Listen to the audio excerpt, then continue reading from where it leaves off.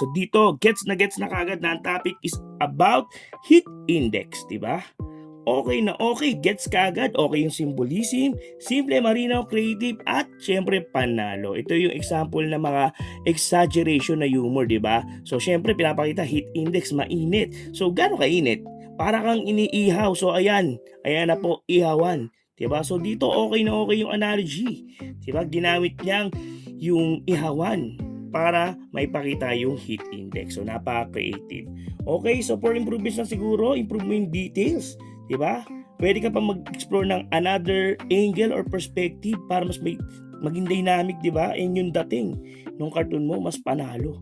Diba? Yung emosyon, diba? Pwede mo exaggerate yung emosyon ni Juan de la Cruz. Kasi, yun nga, exaggeration na, diba? So, mas maganda, mapakita mo na talagang init na init siya. Kasi, yun nga nandun na siya sa ihawan. So, alam natin na mainit na tungkol sa mainit yung drawing. And kung mapapakita mo pa kung gaano siya nahihirapan or naiinitan, diba? Mas comedy, mas humor.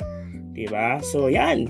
Diba? So, panalo yung mga gatong klase ng editorial cartoon. May humor, but still, diba?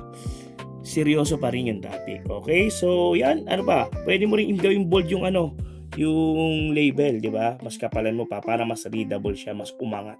Diba? So, pwede rin. Kung matyaga ka, pwede mong gawing black yung ihawan, tapos yung label na heat index, kulay puti. Diba? So, pwede rin gawing ganon. Diba? So, yan. Okay naman yung gawa mo. Inline ka na rin sa editorial cartooning. Maganda yan. Tuloy-tuloy mo lang yan. More practice pa para mas mag-level up ka pa. So, yan. Iskora na natin yan. So, sa concept or yan, content, gawin natin 9. Kasi okay naman. Sa technical, gawin natin 6. Sa ethics, 10. Bagang. 82%. Hanep.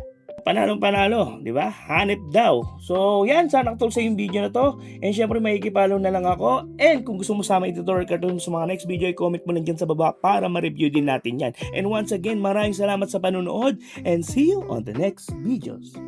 Happy cartooning!